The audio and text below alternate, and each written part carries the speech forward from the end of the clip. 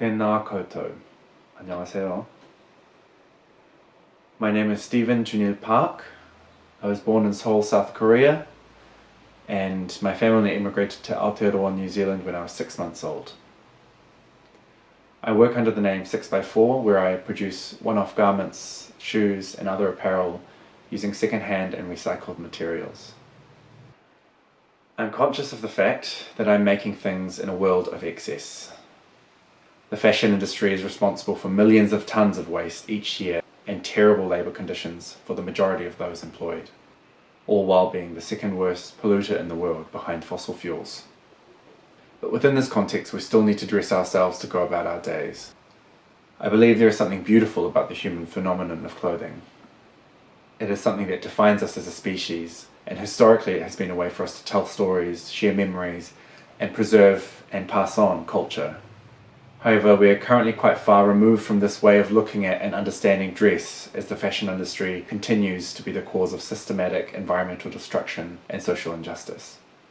It is overwhelming and at times paralyzing to think about this massive system when we just want to look and feel nice as we live our lives that already demand so much ethical decision making. As a designer, I feel it is important to create with an acknowledgement of this context, to offer a different way of approaching and valuing clothing as a shared cultural treasure. The global construct of fashion comes from a Western cultural tradition, and there is little space for otherness. I grew up with clothing that did not reflect my experience or my body, so I started making things that could express my understanding of who I am. I didn't feel at home being a New Zealander, and I didn't feel at home being Korean.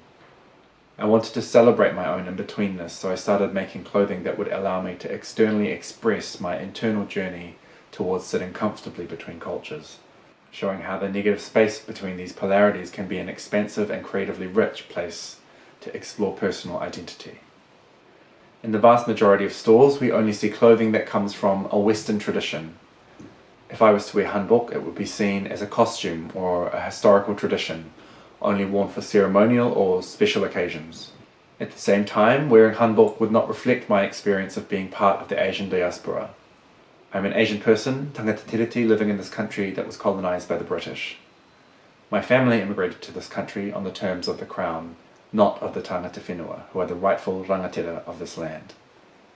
As I navigate decoloniality and what it means to be an Asian person living in Aotearoa, I aim to navigate decoloniality in dress and in body, making clothing that works to acknowledge and dismantle these dynamics, rather than reinforce them. I believe it is important to acknowledge the part that fashion and textiles play in climate crisis, and to understand the role that clothing has played and continues to play in the history of colonization. In the face of an industry that produces so much waste, I want to make things on the scale of a single human being. Making things with my own two hands is not very efficient, but the limitations of my capabilities as one person are the very essence of why I enjoy making. Wherever possible, I want to be involved in every part of the making process. I'm happy to feel the boundaries of my abilities and not stretch into large-scale production. I'm happy to work on my own scale as an individual, especially when the massive scale of industry seems to be the cause of so many problems. Working in this way allows me to work to the materials I find. I use second-hand and antique materials because they hold memories and stories. They have stains, rips, flaws, and limitations on size that must be taken into account. With second-hand materials, the making process is a conversation between maker and material. I must ask the material what it wants to become, and try to honour that to the best of my ability, rather than impose my intentions on a blank slate. There is already such an excess of textiles in the world, most of it heading towards landfill. I want to use what is already available, honouring the previous life of the material and offering it another. I don't want to make clothing divorced from the context of the world. I want to be responsive and honest to the best of my ability. There are many ways that we have approached clothing in the past, rich cultural traditions that imbued dress with spiritual, social, emotional, and psychological significance, power, and meaning. I want to value and understand clothing on these terms of human experience, not of the fashion industry, to create personal meaning for myself and hopefully for others. Growing up with fast fashion as my primary experience of clothing, I was not offered any reflections of my cultural or personal identity. It did not offer any reflections of our human experience or the experience of the environment. It is a linear system that thrives on obsolescence, ignoring the cyclical nature of the world and our lives. But I truly believe that clothing can be something sacred that carries us through life with dignity, celebrating the richness of being human. I want to see clothing as a beautiful human phenomenon, not separate from our lives and our living environments, but as deeply and meaningfully intertwined.